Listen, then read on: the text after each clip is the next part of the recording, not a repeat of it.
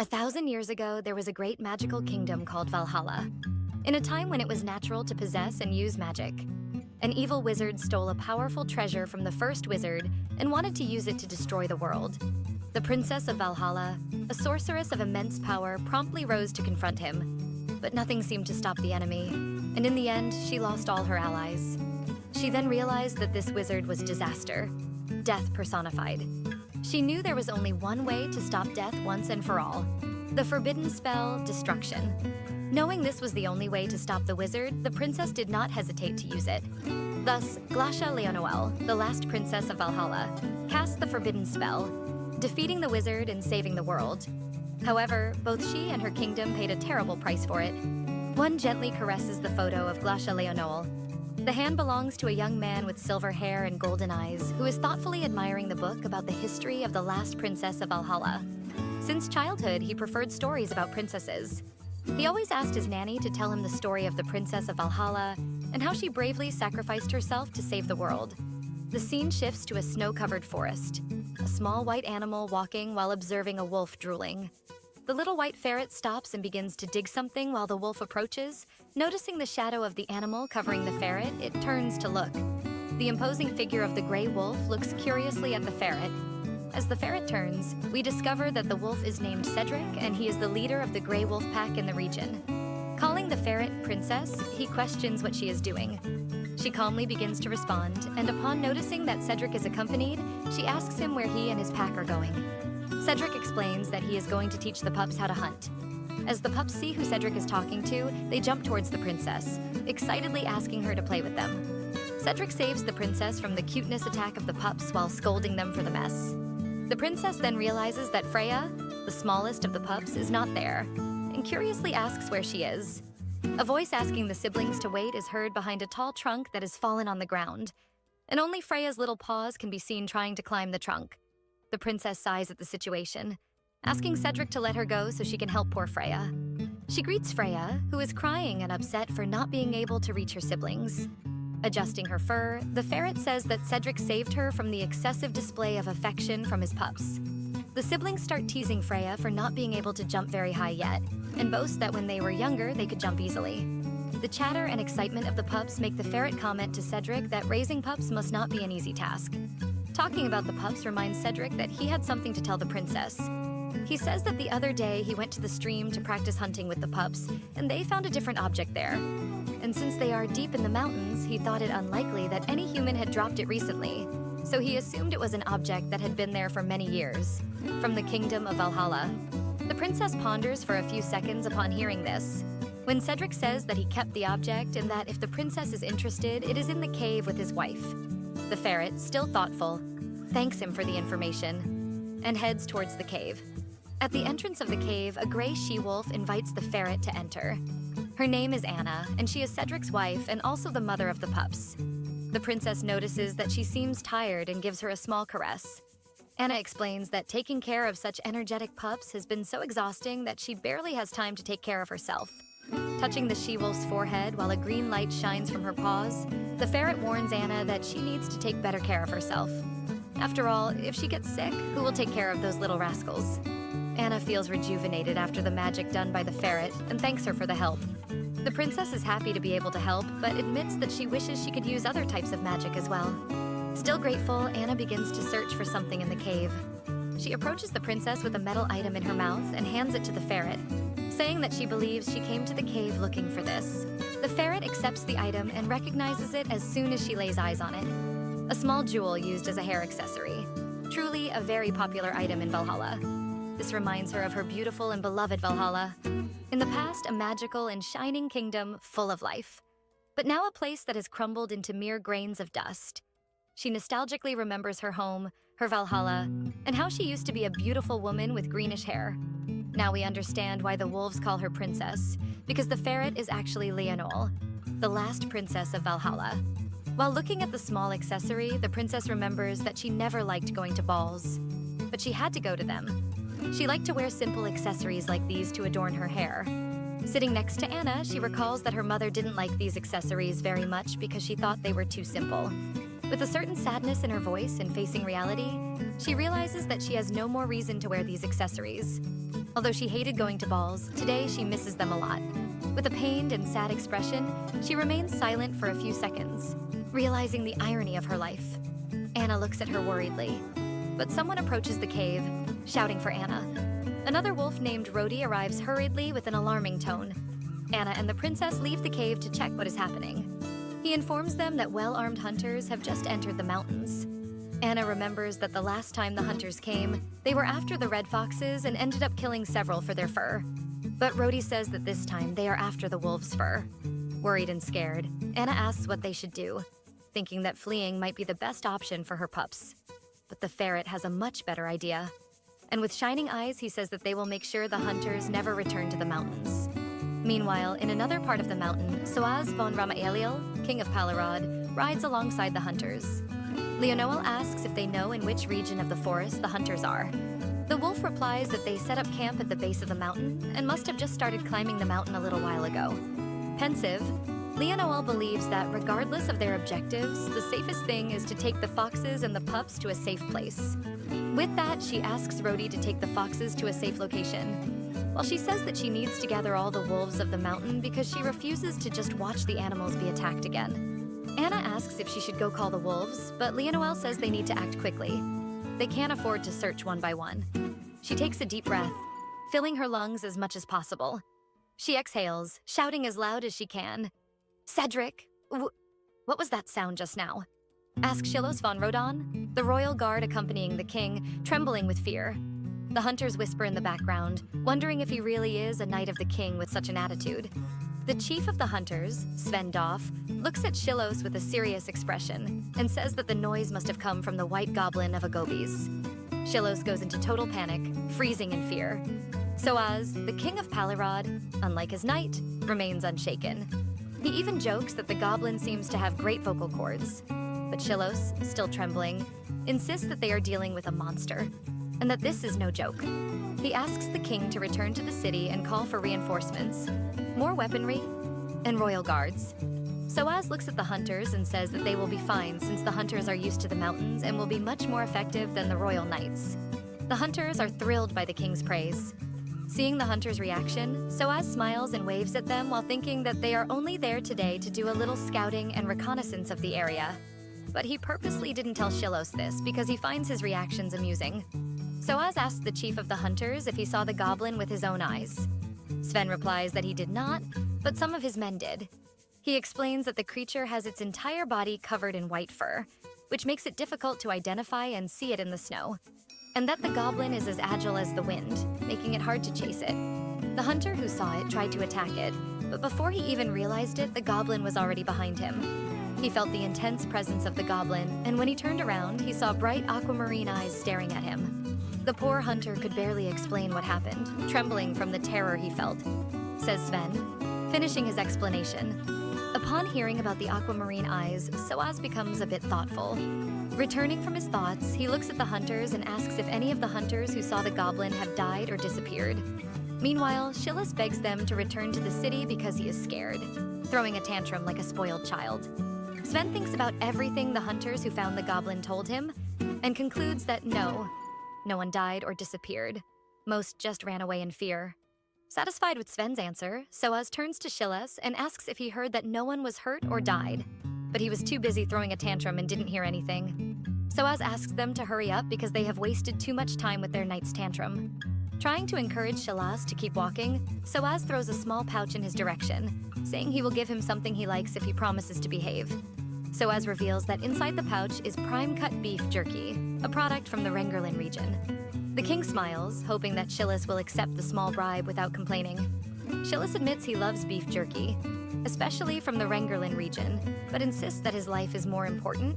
Sven watches incredulously at the situation, concluding that it is even hard to say who the subject is. Seeing a familiar marking, he warns that they are approaching the temporary camp. Still determined to mess with Shilos, Soaz puts his fingers to his lips in a sign of silence, asking Sven not to tell Shilos that they will rest a bit at the temporary camp and then go down the mountain back. Sven simply obeys the orders, and as soon as they all arrive at the campsite, they start organizing their things. Soaz is thoughtful, looking at the sky when he becomes curious about something he sees. He asks a hunter who is nearby what that bird flying in circles above them is called. Looking at the sky, the hunter says it is probably a seagull. Soaz finds it curious to see a seagull in the middle of the mountains. He asks if there happens to be any ocean nearby. The hunter explains that the northern ocean is just beyond the Agobis Mountains. Even so, Soaz is bothered by something. He questions if it is normal for these types of birds to be flying in circles, because he finds that a bit strange. The man agrees, explaining that if they were hawks, maybe. But seagulls normally don't act like that. Soaz looks thoughtfully at the birds. Then he comments that they are acting as if they are informing someone of a person's or a place's location. This surprises the hunter. The scene cuts to Soaz asking Shillis to calm down. But Shillis is freaking out, irritated that someone stole his beef jerky. He points to the culprit in the sky, and we see a duck flying with a pouch of beef jerky in its beak. The duck, mocking Shillis, gives a smug little smile. Soaz then realizes that maybe that's why the birds were flying in circles. They were after food. Shillis grabs his bow and arrows and sets out determined to recover his beef jerkies. The hunter from earlier is upset because Shillis took his bow, but Soaz reassures him, saying that Shillis should be back soon. He is a terrible archer. Suddenly it starts to snow, and with the snow the temperature drops a bit. Soaz is asking everyone to prepare to go down the mountain, when he is interrupted by a shout from Shillis. Irritated, he asks Shillis what it is this time. Shillis is petrified, pointing towards the trees. See Green Eyes? He stutters as Green Eyes watch him from among the trees. But soon, more eyes shine among the trees, and a furious growl resonates. Wolves, Soaz realizes quickly. They are surrounded by a pack of wolves. Soaz fixes his gaze on the trees, alert to any movement, while he reaches for his sword. He pulls it from its sheath firmly, ready for whatever comes. A large gray wolf leaps from behind the trees, announcing the start of the attack. It charges at Soaz, knocking him to the ground, but Soaz, quick, uses the sheath to contain it. The wolf bites the sword sheath furiously. Soaz finishes drawing the blade and, with a precise strike, hits the beast that was attacking him. He gets up, panting, asking if the others are okay. Shillis is fighting against two wolves while complaining to Soaz that he is not okay at all. The king gives a small, sarcastic smile, saying that he doesn't seem to be doing that badly since he has the energy to complain. Soaz notices a figure approaching Shillis out of the corner of his eye. He shouts for the knight to look behind him. When Shillis turns around, he notices a gray wolf approaching to attack him. Quickly, the knight attacks the wolf with his sword, hitting it on one side of its face. Soaz, while fighting off the other wolves, finds it strange that his knight is silent and asks if everything is okay. Shillis is scared by what he just realized. He tells the king that something is very wrong. Even with the attacks, the wolves do not decrease in number. No matter how many cuts or arrows they receive, their wounds heal quickly. It's as if they are immortal.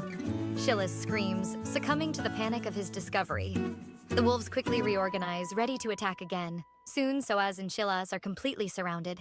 Shillis realizes that, apparently, the wolves are specifically focused on the king. Soaz, noticing the same, wonders why that is.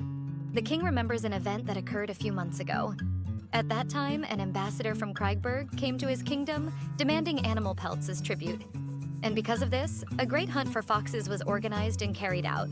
Were the wolves attacking him as a form of revenge against their fox companions? Concludes Shillis, recalling the same event from months ago. Soaz thinks that this doesn't make sense. Wolves and foxes being allies. But no matter how unlikely that seems, it is undeniable that the wolves are clearly focusing their attacks primarily on him. Soaz carefully observes the wolves around him and confirms his theory.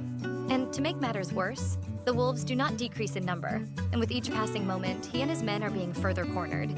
Among the trees, Soaz's horse appears, fleeing from a wolf. And this gives the king an idea. With a plan in mind, he orders Shillis to pay attention to what he is about to say. He explains that he will attract the wolves' attention. Meanwhile, Shillis must lead all the hunters to a safe location. But the royal knight finally acts according to his position. He pleads with the king not to do this, as he will end up being killed by the pack of wolves. Soaz explains that they have no other option, and since the wolves are clearly after him, this is their best chance. Shillis continues to argue, offering to lure the wolves instead of his king. Ignoring Shillis, Soaz whistles, calling his horse. Upon hearing the call, the animal gallops towards him. The king grabs the reins as it approaches. With a firm push, Soaz mounts the horse. In a steady voice, he tells Shillis that he is counting on him. As soon as Soaz begins to move away, the wolves start to chase him, completely ignoring Shillis. So Soaz moves away as quickly as possible. He realizes that his plan is working. He is already far enough from the camp, but the snow begins to fall more heavily. The wolves continue their pursuit. The intense blizzard starts to hinder Soaz's vision, preventing him from clearly seeing the path ahead. But the situation worsens when the horse slips due to the snow. Soaz grips the reins tightly, feeling his body sway with the animal. And with a loud crash, Soaz and his horse tumble down the hill. Soaz opens his eyes a bit confused, feeling pain all over his body. He laments in thought. Could this be his end, to become wolf food? Suddenly, he notices a shadow approaching. Imagining it to be the goblin, coming to finish what he started, he tries to stay awake, but his eyelids are heavy. We then see Soaz, injured and unconscious in the cold snow, as a small white ferret approaches him. The princess gazes at the man thoughtfully. She then touches his face with her small paw. Then, a strong green light emanates from the area, enveloping both of them. The scene cuts to a campfire lit inside a cave. Starting to regain consciousness, Soaz hears a feminine voice talking to someone. He wakes up still a bit lost. Trying to understand what is happening, he remembers falling from a cliff. He wonders if the voice belongs to his possible savior. Soaz begins to rise, determined to meet the one responsible for saving his life. But he feels a sharp pain in his shoulder. He touches his shoulder, groaning in pain, which catches the attention of Leonoel and Anna, who are talking. The two stare at Soaz with apprehension. Leonoel tells Anna that now that the human is awake, it is safer for her to leave. He, still not realizing that he is not alone in the cave, brings his hand to his head, complaining that his whole body hurts. Anna hides while Leonoel approaches the human.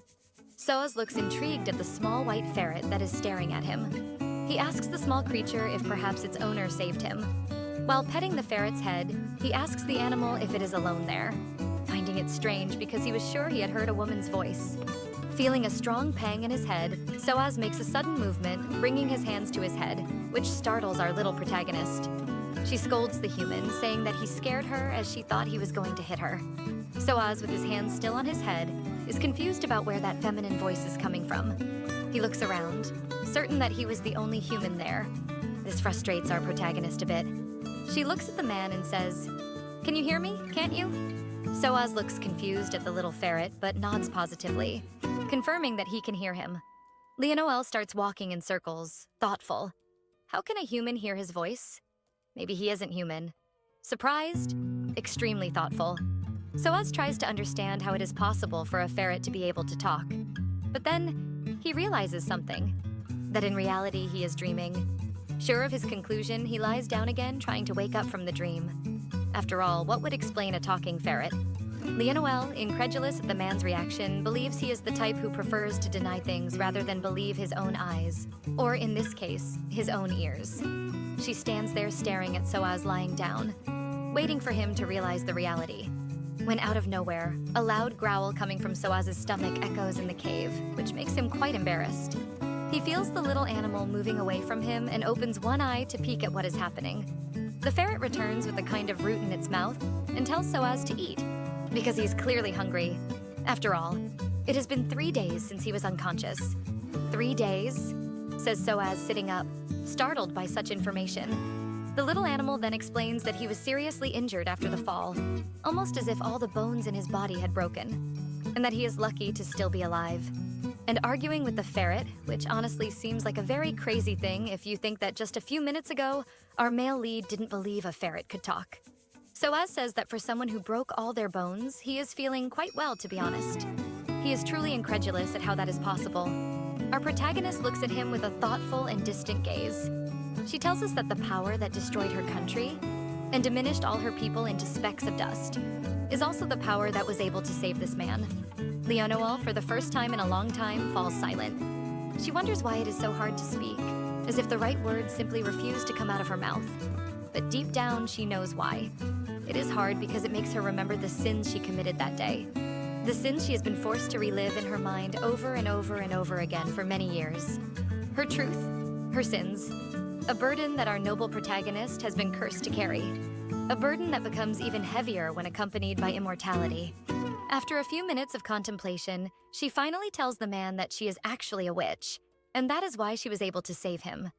An uncomfortable silence hangs in the air as she reveals this. And Leonoel clearly understands the reason for this. For this man, and for this world, Magic is something that has not existed for many, many years. Seeing the man tremble, Leonoel is certain that he believed not a word of what she said. But to her surprise, Soaz looks completely enchanted by her and sincerely asks her for an autograph. He starts desperately looking for something for her to sign, a piece of paper, anything. And our poor protagonist looks on confused by his reaction. Out of nowhere, he quickly starts taking off his clothes, telling her to sign on his back. A button on his shirt pops off with a quick movement, exposing his beautiful pectoral muscles and hitting our protagonist squarely in the head. She then starts yelling at him, telling him to stop being silly and that this way, undressing, he will freeze to death. And innocently, he argues that he has no paper for her to sign, and that he needs that autograph. She looks incredulously at him, questioning if he really believes her. And with a cute smile, he says, yes, that if she is a witch, then everything makes sense. In a very realistic way, Soaz says that no matter how much people said that all magic had disappeared from the world, he always believed that one day he would find a real wizard. And with an embarrassed smile, he looks at Leonoel and says that he has now found what he had always dreamed of finding. She looks thoughtfully at him. In reality, she knows that magic has disappeared. What actually happened is that humans, afraid of destruction, decided to get rid of it, hiding it away forever. Still analyzing the situation, she notices something and asks the young man why he insists on calling a witch a wizard. Clearly a fan of Sorceress, he is delighted to hear the comment. He asks the little ferret if it was really common for them to call wizards sorcerers back in the day. And the little animal seems not to understand what he is talking about. Entering study mode, Soaz explains that recently, he discovered that the official term used back then was sorcerer and not wizard. He continues chattering about historical facts, proud of himself for being a nerd in ancient history. Our protagonist, however, gets a bit annoyed, as she is indirectly being called an elder. After all, to her, it seems like all of this happened yesterday, even though deep down, she knows it has been a long time, over 1,000 years since magic disappeared, that no matter how much she wished, there is no way to stop time. Soaz notices that the ferret has stopped talking out of nowhere as if lost in thought. He sits on the ground and looks around, noticing something he had already observed earlier. All the human objects in that cave are ancient relics. Curious, he picks up one of the objects from the ground and wiping off some dirt, he notices an interesting pattern embedded in that object. Recognizing the pattern, he comments to the little animal that she must be a sorceress from Valhalla. Soaz looks excited, saying that out of all his studies on ancient civilizations, the civilization that interests him the most is the civilization of Valhalla, and that he is incredibly happy to be able to meet someone. The young man stops mid-sentence, realizing that something is wrong. He sees the little ferret still silent with a painful expression on her face. But the expression quickly changes, turning darker, with green and water-like eyes shining in the darkness of the cave. Soaz swallows hard, surprised, remembering the words of the chief of the hunters, that if at any moment he sees shining green and water-like eyes, he must run as fast as possible, because such eyes belong only to the white goblin. In a cold tone, she says, "I never planned to save you." And at that moment, Soaz remembers the vision he had while falling off the cliff. The little ferret continues, saying with disdain that humans, including him, invaded the mountains of Agobes, an important place for her, a place that welcomed her when she was lost and alone. And she, more than anyone, knows the wickedness and greed of humans, for she was once human too. She is sure they invaded that forest to hunt various animals again. But unlike her, he does not know what it is like to hear the cries of pain from foxes and other animals that lost their mothers, fathers, and siblings just because of a whim. And that the only reason she saved him is because he is the king of these selfish humans. And only he has the power to put an end to this indiscriminate slaughter. Soaz kneels in front of her, asking for forgiveness. He looks at Leonoel seriously, taking responsibility for the misfortune. He acknowledges that his lack of virtue as a king is the true cause, and firmly declares that he will take full responsibility and resolve the situation. Leonoel, in a cold and distant tone, says she is relieved that he understood so quickly. She orders him that as soon as he returns to the city, he must never set foot on those lands again. She continued, demanding an end to that meaningless massacre. She declared that she did not wish to hurt anyone, but made it clear that if something like that happened again, she would not forgive. Still bent over, Soaz placed his hand on his chest as a sign of promise and affirmed that he understood and would fulfill what was ordered of him. But he says a bit embarrassed, "If you can't give me an autograph, maybe a handshake then." Leonoel is surprised by Soaz's clueless comment. No matter how clueless the request is, Soaz is serious as he looks at the ferret with a puppy dog look. Pleading, please. Leonoel finally gives in and shakes Soaz's hand. Soaz celebrates the handshake, saying that finally his dreams have come true. Leonoel just watches, thinking that he seemed like such a normal person but apparently has some loose wires in his head. Still excited, he thanks the little animal again, promising that he will never wash his hand. And she looks at him, scolding him for not thinking about washing his hands. Soaz then asks what her name is, and convinced that it is better not to reveal her full name, she says he can call her Noel. With a cute smile, he then says that she can call him Soaz. Hearing his name, Noel comments that his name sounds like a perfect name for a fairy. Curious, she asks what the meaning of his name is. A bit embarrassed, he explains that it has no meaning and that nowadays it is not common for people to give meanings to names. Incredulous at how the world has become colder, Leonoel remembers that her name was given to her by her mother, and it means elegant green light green. But since she is hiding her identity from Soaz, she believes it is unnecessary to tell him this information. Noticing how incredulous the little ferret was, Soaz comments that the kingdom of Palirod is quite attached to traditions. So many people have names with meanings. Noel is surprised to realize that he is the king of the kingdom of Palirod. She approaches him and gives him light, comforting pats on the leg. This makes the heart of our poor male lead race for a moment, while in reality, Noel seems to only feel pity for him for being the king of Palirod. A very, very long time ago. She heard rumors that a new kingdom had been created in the ruins of Valhalla. Leonoel was surprised at the time when she heard about it, as the region had its climate altered as a side effect of the magic used in the battle. And because of this, the region suffered from an almost eternal winter. She remembers thinking that regardless of who decided to create a kingdom there, she feels pity for that person. But she never imagined she would be face to face with the king from there. Feeling a bit guilty, since she was the main culprit for the magic and the climate, she promises to take care of Soaz while he is in the mountains. A few days pass. Still in the cave, Leonoel throws a root in Soaz's direction, telling him to eat it. He looks a bit disappointed to have to eat roots once again. Noticing his pout, Noel irritably says that he has no idea how difficult it is to find food in the middle of winter. He argues that he understands, but all he has eaten in the last few days has been roots and tree bark. Noel decides that Soaz's complaint was the last straw. She stands up and starts heading towards him, determined to teach him a lesson. She jumps on him, demanding the root back since he doesn't want it. Soaz dodges Noel's advances, saying he never said he wouldn't eat. Our protagonist is trembling with anger at the young man's ingratitude and audacity. Trying to deal with our protagonist's cute fury, Soaz changes the subject, commenting on why she never eats anything. He noticed that since he arrived, he hasn't seen her eat. This makes Leonoel calm down a bit and becomes somewhat thoughtful. Lowering her ears a bit sadly, she says she also doesn't know why. When she woke up, she had already become a ferret. And since then, she has never felt hunger. She also became incapable of dying. Almost in a whisper, she says that this is quite an unfortunate thing, Soaz worries about her and can feel the sadness in her voice. He extends his hand to touch her head as a way to comfort her. But before she can touch, Leonoel shouts, "But you... Not only do you give zero value to my suffering, but you are also being picky about eating. You spoiled child," she concludes while pulling Soaz's hair. After her fury passes, she sits on Soaz's head, while he, in thought, worries about the fact that he might faint from lack of nutrition. While thinking that he needs something edible if he doesn't want to starve, Soaz remembers Shilas and how happy he was with the beef jerky, which makes him remember something else. He runs to where his coat is and starts looking for something. Until he finds a small pouch, Leonoel recognizes the pouch immediately. She jumps off Soaz's head and runs towards the corner of the cave. Just like the young man a moment ago, she also starts looking for something. She picks up an empty little bag, throws it on the ground, and sarcastically tells Soaz to inform his knight that she loved the beef jerky. Somewhere far away, Shilas is crying over his stolen beef jerky. Seeing the pouch, Soaz concludes that his suspicions that the birds were informants were indeed correct. Leonoel, who had gone closer to Soaz, smells a sweet scent coming from the pouch he took from his coat. Salivating with anticipation, she concludes that it is apple jelly cookies.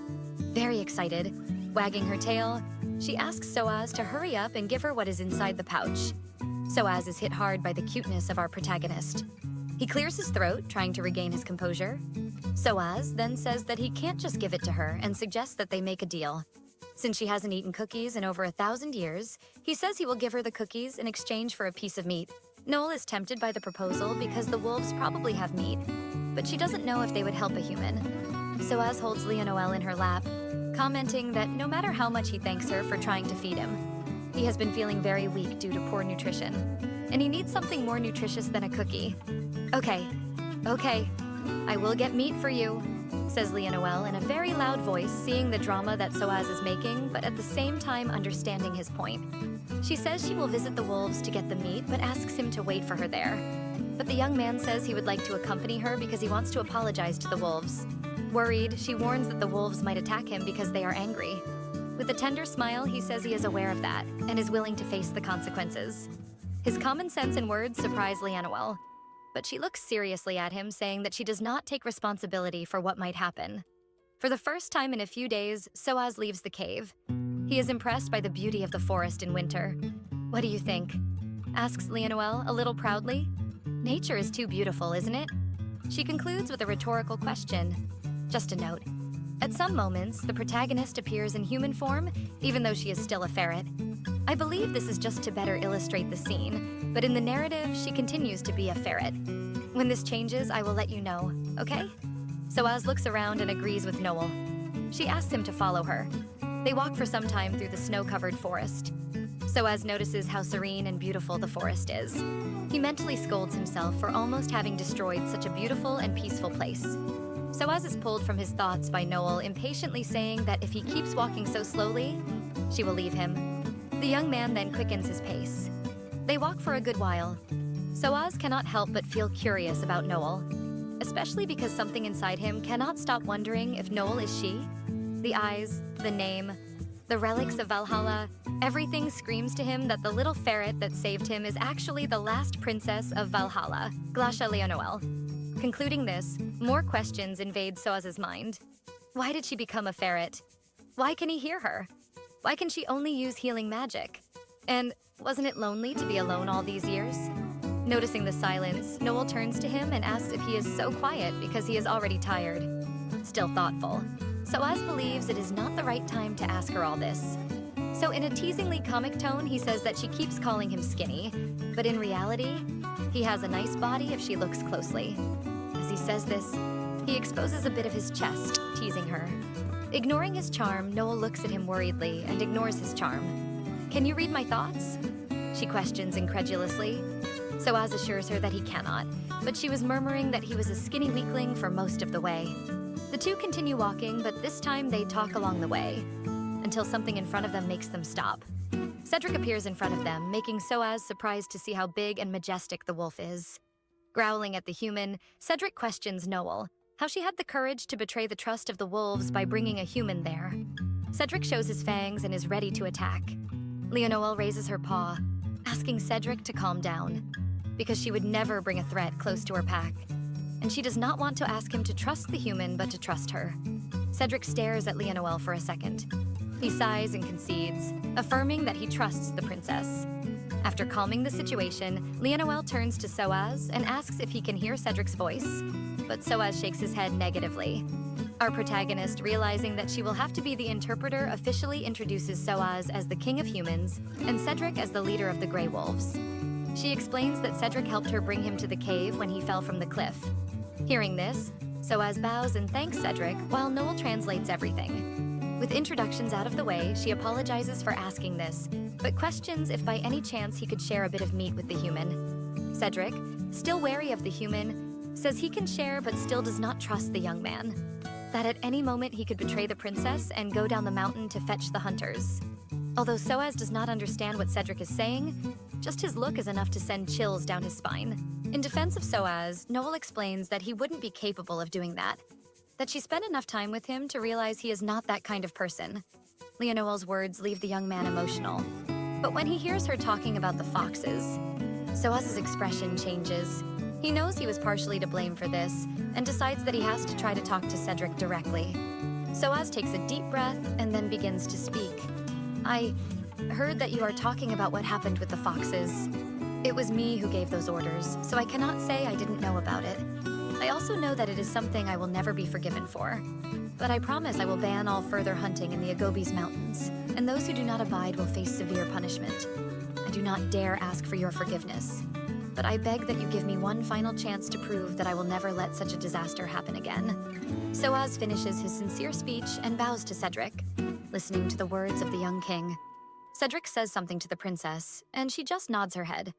She approaches Soaz, saying that he should thank Cedric since he decided to share some of the meat with him. Soaz is surprised that his words have reached Cedric. He looks at Cedric and thanks him for the kindness. Cedric nods and goes to fetch the meat for Soaz. As soon as he returns and hands the huge piece of meat to the young man, he thanks him again. Leonoel, teasing a bit, asks if he at least knows how to cook. The young king assures that all the men of Palirod know how to cook. Still poking at Soaz, Leonoel jokes that he hopes this is true because it would be a shame for such a large piece of meat to be ruined. Cedric observes the two interacting and can't help but notice that this is the first time he sees the princess so animated, concluding that she must have missed human interaction a lot. Meanwhile, in the village of Konut, a carriage has just arrived in a hurry. A man rushes down, running towards the royal knight. "Shilos von Rodon, you abandoned your king and returned alone. How dare you do this and still consider yourself a royal guard?" yells Shilos' uncle as he clenches his fist towards the knight's face. Pow! The uncle's fist lands squarely on Shilos, and the impact causes him to fall to the ground. This wonderful man who did what this narrator wanted to do a few good chapters ago is named Davide von Arrington, and he is a Duke of Palirod. And he tells us that he came running as soon as he heard that the king was missing. Shilos, not denying the fact that he abandoned his king, complains to his uncle, worried about being publicly humiliated. This infuriates David even more. In silence, he pulls out his advisor's sword while Shilos watches the scene, concerned. Shilos starts to run, and his uncle chases him, brandishing the sword, ready to destroy him. The advisor just shakes his head negatively, watching the scene. The tempers calm slightly, and we see Shilos kneeling while Davide grumbles incredulously about his nephew's ingratitude, after years of raising him with care and love since he was a child. Davide walks in circles, anxious and worried about his king. Shilos irritably comments that he knows the king and that he will survive. Davide throws a mace, basically telling him to shut up. With tears in his eyes, Davide argues that important monsters live in that mountain. Massaging the spot where he was hit, Shilos agrees with his uncle. But still, he knows that Soaz will be fine. It's not the first time something like this has happened. Apparently, the young king is a true magnet for trouble, but somehow, he always comes out alive in the end. He asks his uncle to trust his intuition, for Shilos is sure that the king is alive. Comforting Davide, he explains that besides that, now that the weather has improved, they can go back to searching for the king. Meanwhile, in the mountains, Soaz has just eaten a feast. He is in ecstasy, with a full stomach, warm and with Noel by his side. Everything is perfect. Soaz picks up the little ferret in his hand, asking if maybe he should just live there forever. But Noel mocks him, saying that he wouldn't survive. He lies down, placing Noel on his belly while complaining that she is being very cruel. But she just says she is stating the obvious. The warmth of Soaz's body combined with the softness of his skin makes Noel feel very comfortable. This makes her start to feel quite sleepy. Soaz begins to pet the little animal lying on his chest while asking if he can ask her something. Sleepy and comfortable, Noel says that whatever it is can wait until she wakes up. But Soaz insists, saying it's just a question. Getting a bit irritated with the insistence, Noel asks him to spit it out already. "Did you know that only the royal family of Valhalla has aquamarine eyes?" He questions. The question makes Noel awaken in surprise. And the two fall silent for a moment. "Glacia Leonoel, it's you, isn't it?" Soaz questions, breaking the silence. Realizing how shrewd Soaz is and that it would be in vain to deny it, Leonoel simply confirms. Soaz stands up and starts shaking Leonoel's little paws, and she asks what the hell he is doing. With a cute smile, he just says he is happy to have met her. Noel looks at him irritated. She feels like screaming just by looking at his smile. Noticing the irritated aura coming from Noel, Soaz comments that it must be hard to stay angry at him after looking at his angelic face. But this seems to irritate Noel even more, causing her to pull her paws from Soaz's hands, giving him a slap in the process. Sad, he questions if it's really that bad that he knows her. Trembling with a mix of anger and anxiety, Leonoel tells Soaz that of course it's strange. After all, it's been 1,000 years since she destroyed Valhalla and erased her existence along with the kingdom she loved so much. And there shouldn't be any trace of her existence in these lands. Grabbing her paws again and spinning in animated circles, Noel says he saw a painting of her. Leonoel is surprised by this, wondering if perhaps he found it in another country. Soaz explains that some ruins of Valhalla still exist in the far north of Palirod, in a region where there is no winter and the warm, humid spring flourishes. He recalls that the first thing he did when he became king was to go to that place. And he remembers being surprised by the heat, by the greenery, and by the beautiful flowers, the ruins of Hydron, the capital of the ancient kingdom of Valhalla, the only place where magic still exists. He knew he needed to see the place of the stories he heard as a child, a place that, having never seen, he had already learned to love, just like magic itself. Soaz is pulled from his nostalgia by Leonoel's surprise at knowing that ruins of Valhalla still exist. He smiles at her, confirming it, which leaves her even more perplexed. Fondly recalling, he explains that a large part of the city was destroyed, but half of the Hymidian library remained intact. The basement, in particular, is a place that held many books, and it was there that he found the portrait of Leonoel. And thanks to that library, he was able to research and study a lot about Valhalla. While Soaz speaks, Noel seems not to be listening. She appears to be lost in thought while sounding cold, realizing that if there are ruins, then it means the destruction failed, that her magic didn't work. She denies this thought. It can't be true because if it is, and the magic failed, then it means she destroyed her own country for nothing? Is this the price I have to pay for using forbidden magic? Leonoel questions in her thoughts. Meanwhile, Soaz, concerned, waves his hand in front of her, trying to bring her back to reality. But Noel's mind is racing, being forced to stay trapped in this useless little ferret body, and forever having to witness the sins of her failure. In despair, she concludes that this is a curse. Overcome by pain, she wishes she could disappear at that moment. Meanwhile, Soaz, seeing the small animal trembling in fear, picks her up in his arms, not understanding what is happening. He thought she would be happy to hear that something from her kingdom still exists. Why does she seem so scared? He strokes Noel's head while trying to calm her, telling her to relax, that everything is okay, and he didn't mean to scare her. But his attempt seems in vain, as the little ferret continues to tremble in his arms with a distant look. In her thoughts, Noel realizes something. If the magic failed, then he might be alive? She remembers the image of the wizard she sacrificed everything to destroy. Noel knows that if he is alive, there would be no chance this world would be so peaceful. She concludes that maybe this means she hasn't completely failed. And this gives her a bit of strength to compose herself. Swallowing hard and trying to ignore the tightness in her heart, Noel comes back to herself and jumps off Soaz's lap. And he, concerned, asks if she is okay, explaining that she was trembling a lot and he was scared to see her like that. Noel only responds with a dry, "I'm fine." Changing the subject, she asks the young king what the state of the Hymidian library is. Soaz replies that perhaps because of the magic, the books are in good condition. Noel sits on the floor, thoughtful about Soaz's answer. He sits next to her, asking if she would like to go to Hymidian. She quickly says yes, that she is curious to see what kinds of records are there. Upon hearing this, Noel begins to comment on something he just remembered, but then pauses mid-sentence. Trying to disguise it, he says that it's actually nothing. But Noel, noticing that he is hiding something, she looks at him with a serious expression and asks him what he did. Avoiding eye contact, he comments that maybe she will be angry with him. Hearing this, she presses him further to speak. Soaz begins to explain that he was worried about the precious books. "You don't tell me that," Noel questions anxiously. Soaz continues explaining that he took all the books to the castle just to ensure that nothing would happen to them. Noel is shocked and questions, "All the books? You took them all?" He said he took all that were in good condition. Sadly, some were quite destroyed. Noel asks how many books exactly he took. With a carefree smile, he replies that it was 100,000 books. "You are crazy," Noel screams in surprise. She cannot understand how he managed to move so many books. He can't even use magic. Teasing her a bit, he retorts that she can't either. On the defensive, she replies that she can heal. Soaz then explains that the ruins are not very far from the castle, so it wasn't that difficult for the soldiers who carried the books to the castle. Incredulous, Noel says that he really is something.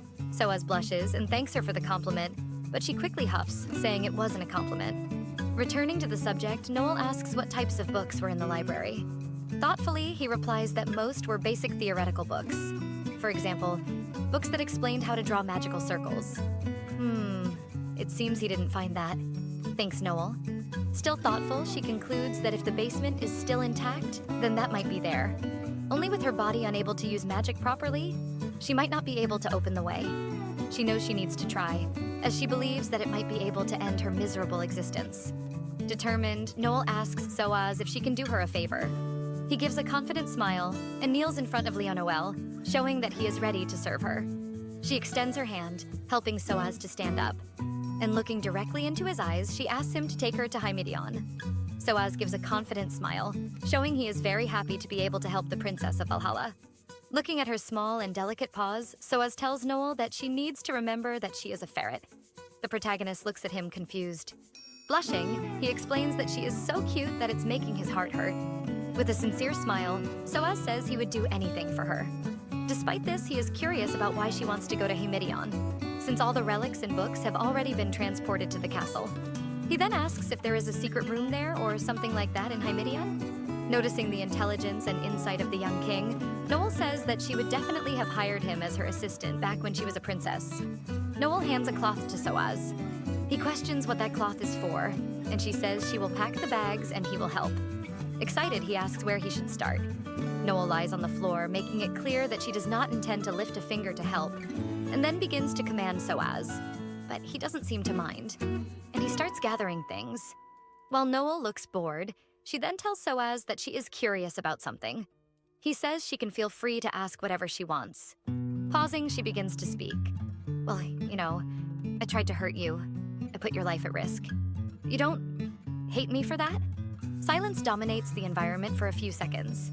Then, still arranging things, unshaken, he says, how could he hate her if he likes her? Soaz's words make our protagonist embarrassed, and she coughs out of nowhere. Worried, he stops arranging things to see if she is okay. Still in a coughing fit, she asks, what is wrong with him? What kind of human likes ferrets? He approaches her, gently patting her back and reminds her that she is not just a ferret. And even if she were, it's not the ferret he likes. He likes Glacia Leonoel. Still embarrassed, she says that he speaks things very shamelessly. What's wrong with saying that I like the things I like? He replies with a smile, and that he would feel this way, regardless of how she looked. In the past, he always imagined what kind of person she would be while observing her painting. He thought she would be a somewhat more serious person, but she is a bit more persistent than he imagined. And he likes that. It's as if she were dominating him. Awkwardly, Noel tries to change the subject while looking at Soaz's beautiful blushing face. She notices his beautiful hair. Curiously, she comments that now that she has noticed, she has never seen that hair color before. And the color of his eyes is also different from his hair. She questions whether the disappearance of magic caused any effect on people's bodies. Not understanding, he comments that he never thought much about it, and questions whether this was considered strange in the time of Valhalla. She nods positively, saying that in the past, everyone had the same hair and eye color. And although she knows quite a few people, she had never seen hair the color of melted silver. Touching his hair, he explains that it's quite common for people nowadays to have different colored hair and eyes, but only his family has that hair color. Noel messes up his hair, saying that then he is the odd one out. He complains a bit for being called strange. Stammering a little, Noel comments only to compliment him. Soaz, at times suspicious, is sure it's not just that. Clearly hiding something, she jumps off his lap, saying that they need to go because Emma is waiting. Who is Emma? The young man questions. Oh, so you didn't even know her name? Giving a wide smile, she just asks him to follow her. It is already dusk as they leave the cave. They walk hurriedly through the trees until they reach an open area where a horse seems to be waiting for them. Seeing Soaz's surprise, Noel explains to me that she was as injured as he was, but still stayed by his side. Seeing this, she decided to save him so they could return home together. And that now, Emma was recovered. Soaz recalls the moment he fell from the cliff. He realized that the horse wasn't moving and imagined that the worst had happened. With an emotional tone, he calls for his horse, Emma. And when she looks in his direction, he says he is happy that she is safe and sound. And he apologizes for not even knowing her name when she saved his life. Noel, who is watching all of this proudly with a beautiful gathering, notices something strange, Emma. The horse is trembling all over. Emmy kicks the ground, propelling her body upward, and Noel, worried, shouts for Soaz to get away. The horse lunges towards Soaz, and a loud crash is heard. The horse lunges towards the young man, and soon after, a loud crash is heard. Soaz barely manages to dodge the horse, but Emmy remains agitated, thrashing and stomping in place. Trying to survive the stomps, Noel looks breathlessly at the animal, angry, saying that this reaction only shows how ignorant that animal is. But upon observing the horse more closely, in reality, Emmy is extremely emotional because her master called her by name. Realizing this, Noel takes a deep breath and then shouts for Emmy to calm down. And then the horse stops her celebratory dance. Emmy apologizes, saying she got too excited and let herself get carried away. She remembers almost hitting Soaz. Quickly, Emmy kneels, asking for forgiveness from her king. The horse's movement causes a pile of snow to fall, covering the little ferret. After digging itself out of the snow mound, Noel realizes that something. While Soaz approaches to check if the little animal is okay after the snow attack. Noel asks Emmy if she likes Soaz. Confirming Noel's suspicion, the mare quickly asks Noel to speak softly, but Leonoel reassures her, explaining that Soaz can't hear them. Emmy looks at Soaz, blushing. She asks if he is listening and just pretending not to hear. Noel assures her that Soaz is not the type of person who spies on others. Of course not, he would never do that, Emmy retorts. She recalls when Soaz chose her, and the stableman tried to dissuade him from the choice, saying that the horse he chose was actually a mare, and that he should choose another one. But to his surprise, the young king rebutted the man's words, saying that it didn't matter, and continued saying that a horse just needs to run well. The man has to argue a little more. It's just that Soaz didn't listen to him. He had already made his choice and was going to take that mare.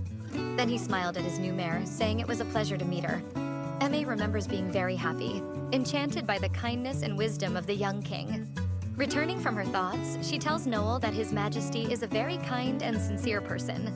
Leonoel smiles, agreeing with Emmy, saying that is exactly the kind of person Soaz is, and that she shouldn't be ashamed and should go to her master, and that from today he will call her Emmy as he finally knows her name. Noel calls Soaz, who is waiting for the conversation between the girls. She explains that he can approach and that Emmy is calm now. Worried, he asks if she is still hurt from the fall and if that's why she acted that way. Noel reassures him, saying that she is fine and that he shouldn't worry. Soaz then calmly approaches the mare. He caresses the animal's face, calling her by the name Emma with affection and concern in his voice. Soaz then rests his forehead against hers, somewhat apologizing for having made her go through.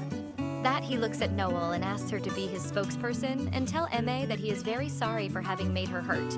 Noel explains that this won't be necessary because animals raised by humans can understand what they say, and that she has already understood his apologies and is actually very happy to be able to ride with him again. She drew a grand magical circle on the ground. The young king sighs, slightly irritated, asking if he needs to take off his shirt again so she can see his muscles. Noel replies that he doesn't, stepping away from the two, content with the little provocation. Soaz asks where she is going, and Noel replies that she is going home. Confused, he questions about the cave. Wasn't that her home? Noel explains that the cave was just an easy place for the wolves to find, and that her true home was at the top of that tree. She then asks him to wait a moment and quickly climbs to the top of the large tree and enters a small hole in the trunk. A few minutes later, she pokes her head out of the hole and asks if he can see that. Around her neck is a delicate golden metal chain. Soaz questions what that is around her neck. Without answering his question, Noel asks how much he knows about her. Confidently, he says that there is no one in the world who knows more about her than he does. Noel can't hide her slight discomfort with his comment. Noticing her expression, he explains that it is just an innocent passion, based on academic studies. But why does she ask that? Climbing down from the tree, Noel says she thought it would be better for him to show this to her before they go down to the city.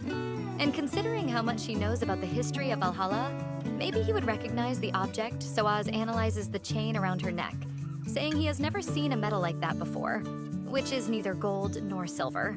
She replies that, honestly, she also doesn't know exactly what that necklace is, and that unfortunately, her kingdom was destroyed before she could find out.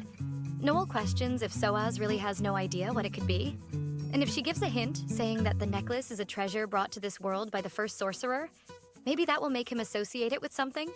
Upon hearing that, the young king swallows hard, imagining that it could be, yes, that necklace was the origin of all magic, Leonoel says, confirming Soaz's suspicions.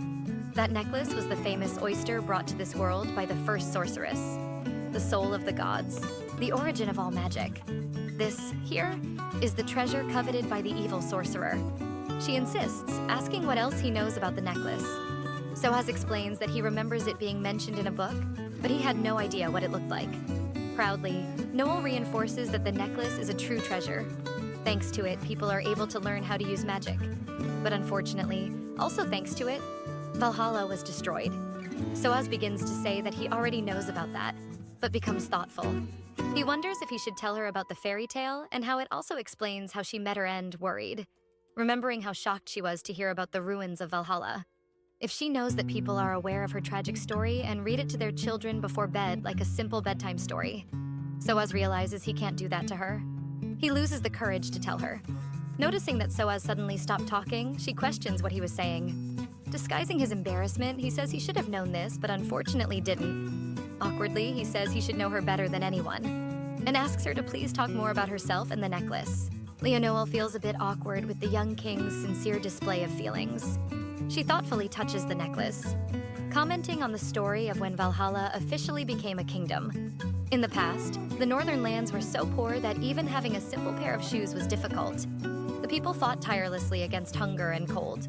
But one day, a sorceress descended upon those lands, wearing a sea-green necklace. She was the first sorceress to appear, and the first ruler of the kingdom of Valhalla, Glacia Leonoel. To the people, she was like a goddess, a blessing from the heavens. Seeing the northern humans suffering from the cold and nearing their end, Austra decided she would share her magic with them, to save them. She drew a grand magical circle on the ground. She tore off the necklace she wore and placed it in the center of the circle. In an instant, the magic spread across all the lands. After tinting the entire world with a sea-green light, it allowed all living beings to learn magic. And there, Austra was able to teach the people many different things: culture, skills, magic, and much more. And all of this was only possible thanks to the power of Austra. But Austra had too much power, and some began to covet the necklace, which ultimately led to the destruction of the kingdom that Austra had created with such care. After hearing everything, Soaz asks how the necklace is with her. Noel also finds this strange, but she explains that when she woke up, the necklace chain was near her. For some reason, the chain and the watchmaker's stone were separated after the use of the destruction magic. The watchmaker's stone is the name given to the stone that serves as the pendant of the necklace. And the reason it has this name is only told to those who inherit the throne of Valhalla. But since Leonoel never took on the role of queen, she never knew the reason. Since the chain is still intact, the most obvious assumption is that the stone is also somewhere. Soaz becomes worried, knowing that this means the origin of the magic is lost somewhere. But Noel doesn't seem worried. She explains that as long as the chain and stone are not together, the stone is nothing more than a beautiful gem. After all, 1,000 years have passed since they were separated, and if nothing happened, it's because it has been with the chain all this time. Leonoel looks thoughtfully at the sky when she says this. You see, there is no chance that I wouldn't feel the energy of Austra if the necklace were complete. Because no matter how strange Soaz might find it to believe, she has been taking care of the necklace since she was 6 years old. After saying this, Leonoel starts to laugh a lot, but a strange laugh as if she feels uncomfortable. And Soaz notices this and becomes worried. He picks up the small ferret and hugs her. He gives her a gentle kiss on the forehead as if trying to comfort her and says she doesn't need to act like everything is okay. Noel makes a sad expression, letting her feelings take over. Trying to change the mood of the conversation, she complains that she never imagined she would be comforted by a child like him. Soaz feels a bit upset about being treated like a child and wonders mentally when he will start to see him as a man. He asks her if what they have gathered is everything, or if they need to get something else to take. Noel confirms that this is all, and that now she just needs to say goodbye to the wolves, and then they can leave. Noel is surprised for a minute, seeing the image of someone who has been gone for a long time. She rubs her eyes, wondering if she is really seeing Dalmia. Soaz is confused by her reaction and calls her name as if wanting to know if everything is okay. Not understanding why she suddenly remembered Dalmia, Noel composes herself and informs Soaz that they will leave tomorrow morning, so they should sleep early tonight. A little later that same day, a no, in the form of a mournful howl, echoes from inside the cave. Cedric's pups cry out, asking the princess not to leave. Cedric tries to discipline his pups by saying that the princess has already made her decision, and that it is not up to them to question or ask her to stay. Anna endures her partner's speech and says that they should say goodbye to the princess with a smile on their faces. Still tearful, the pups listen to their parents and say goodbye, asking the princess not to forget them and that she can always come back whenever she wants. With a smile, Noel assures them that she will not forget them and that she cares a lot for all of them. Soaz arrives and reminds her that it is time to go. They leave, and Noel asks that if anything happens, they write to her. But how are they going to write to her when they are just wolves? I think the princess forgot this little detail. They begin to descend the mountain, and Leonoel comments on something that she finds strange. It has been a few days since Soaz disappeared. How come no one has come to look for him? He replies that this is because the only soldier he brought with him on this expedition has zero loyalty. Oh, still, you must have a little money with you, right? You will be able to find your way back without any problems, Leonoel says, a bit awkwardly and worried. Soaz responds that the soldier they brought was responsible for taking care of all the money. An uncomfortable silence hangs in the air for a few seconds. Noel breaks the silence, worried if Soaz will really be okay returning to a kingdom that did not send anyone to look for him. And if he wants, they can return to the top of the mountain. Soaz explains that aside from Shilas, all his other subjects are loyal. Noel does not seem very convinced, certain that by now the news of the king's disappearance must have reached the castle. A bird quickly approaches the two, informing the princess that an emergency is happening, and that she must return as quickly as possible to the mountains. Noel, surprised, asks the bird what is happening, and it explains that an army of armed men is climbing the mountain. What? Noel questions in panic. The bird continues, saying that the worst part is that Cedric decided to confront the army. He ordered the bird to help him gather his pack so that together they could go after the humans. Leonoel gets irritated with the terrible timing of things, and poor Soaz watches, not understanding what is happening since he cannot hear what the bird is saying. Noel orders Soaz to mount Emme because they need to go quickly, and she will explain what is happening on the way. Emme gallops quickly up the mountain. Soaz, after being informed of what was happening, is impressed by the number of soldiers, and Noel says she believes they are probably looking for Soaz, and that the one leading the army is a robust and older man. Hearing the description, Soaz deduces that it is Duke Arrington who is the leader, which is concerning because he tends to be a bit extreme when it comes to the king. So if he ends up finding the wolves, Soaz does not have the courage to finish saying what will happen if the Duke is not stopped. He asks Emme to go as fast as possible because they need to warn the Duke at all costs. As soon as he spots a soldier, he shouts for them to stop and that he is safe. But the Duke cannot hear him, especially since his attention is focused on the furious pack of wolves in front of him. Soaz and Noel advance through the trees, able to see that a confrontation between humans and wolves is about to happen. Noel then tries to shout for the wolves to retreat, but her shouts are in vain, and she realizes that no one is hearing them since they must still be far away. She becomes quite worried. A massacre is going to happen. She pleads with Soaz for an idea of what to do. He thinks he has an idea that might work. Soaz asks her to shout. Shout how? Noel questions, confused about how this could help. The howl of the white goblin. Soaz is sure this will stop them. Understanding the young king's plan, Leonoel asks him to cover his ears. She fills her small ferret lungs with air, and as soon as Emme stops running, she lets the air out, emitting a loud and high-pitched sound.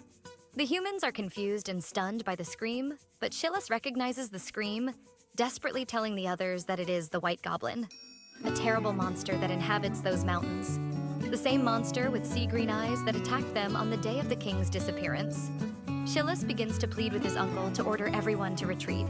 Shilas's pleas only irritate the Duke further, who orders the soldiers to prepare their weapons. He shouts in the direction from where the goblin's scream came, challenging it, when out of nowhere a blade comes from that direction and cuts the air right in front of the Duke, sticking forcefully into the ground in front of the Duke. This catches his attention, making him look at the object that just barely missed him. He quickly analyzes the dagger and realizes that it belongs to the king. Shilas is happy to hear this, assuming it means that the king is alive. Returning to run after the shout, Soaz and Leonoel finally approach the group. Em jumps out from among the trees. Soaz and Noel order everyone to stop. The two remain there between the two groups, looking at them angrily. Cedric and the Duke are surprised by their arrival. Noel dismounts from the horse and begins to walk towards the wolves. Soaz follows him. The Duke gets excited, certain that now that Soaz has arrived, the fight will be easier until he realizes that the king is heading towards the wolves, and this surprises him. Soaz in front of the pack asks the soldiers to lower their weapons and show respect. The Duke questions, saying that the wolves tried to harm the king. He probably knows this from what Shilas and the hunters reported. Cedric shows his fingers to the Duke, retaliating against his hostility. Soaz takes a more incisive stance, saying that what he said is not a request but an order. The Duke hesitates for a moment, but then drops his sword, obeying his king's order. Cedric, observing this, comments to Noel that she was indeed right, and Soaz really seems to be the right person to put an end to their problem with the humans. Noel boasts a little, questioning if she has ever been wrong. Truly, Princess, you have never been wrong, says Cedric with a smile. She pokes her old friend, and observing things calming down, she reminds Cedric that now that everything is peaceful, she needs to go. Leonoel, with a warm smile on his face, stated that there was no need for a second farewell. She asks him and his pack to take care, and that she will always be thinking of them. Cedric realizes that the princess really does not intend to return to the mountains. She seems to have finally found her path. But for a long time, she was the protector of Agobis, the immortal princess who defended those in need. Cedric and all his pack bow in respect to Leonoel, a way of saying goodbye and thanking her for everything she did for those mountains and the animals that live there. The scene cuts to the next day. A man hammering something. A man hammers something. A sign in the village of Konut being put up by royal order while some villagers watch curiously. They approach as soon as the sign is finished being placed. The sign says that the White Goblin was severely injured and therefore hid deep in the mountains, all thanks to the brave soldiers of the kingdom. But he is still alive, and we cannot guarantee that the mountains are safe. Therefore, we will immediately close all hunting camps and prohibit all entry into the mountains of Agobis. Oh, frankly, you dare describe me as a monster, says Noel, a bit irritated. Soaz explains that he only did this because it was the best way to keep people away from the mountains. But the little ferret does not seem convinced. She questions what will happen to the hunters. Will they really respect a warning? After all, they lost their jobs overnight. Soaz explains that since he was already starting another project, he decided to give the hunters a new job. He needed strong men, so it ended up being a good opportunity. With a smile, he simply replies that the kingdom of Palirod needed something to export. After all, Kryberg demanded furs as tribute. But that was not a real tribute, just an excuse to cover up something else. The furs were hard to come by and were not a sustainable resource. Thus, at the moment, they could no longer meet the demands. Soaz pauses his speech and looks at the knife in his hand. He then plunges the knife into his portion. Waiting for one of the meals, Leonoel gets irritated to find out that the country of Axokus asked for animal skins for this reason. She remembers that in the past, the country of Axokus loved peace. Incredible that a country that loved peace and knew how to value the land did something so disgusting. Soaz comments that he does not know why. But the country of Axokus has always coveted the ruins of Valhalla. Knowing this irritates our protagonist even more. But all the commotion and movement of the carriage makes her feel nauseous. And, well, she puts everything out, if you know what I mean. Soaz helps her, placing her on his lap and begins to stroke her soft fur. Rocking her like a baby, he scolds her for fidgeting so much and ending up feeling nauseous. Still a bit dizzy, she comments that if she could use magic, they would have arrived already, and she wouldn't have felt unwell. But unfortunately, she is just a little ferret. Trying to cheer her up, Soaz comments that thanks to the roads built by Valhalla, they can reach the kingdom faster. While holding her close to the window so she can observe the landscape, he mentions that he has plans to start his own paper production business. That thanks to a book he found in Hymidion, he can start everything. He learned to make paper from trees after reading about the technique in one of the books. If he could produce paper on a large scale using wood instead of animal leather, he could become rich. More than that, he believed that this way he could end hunger in the north. In this way, she and Valhalla would be the reason why many lives would be saved. Leonoel feels emotional upon hearing this. It's good to know that she is saving people, even if indirectly. Happy that his words have touched the princess, he looks outside, realizing they are already approaching the castle entrance.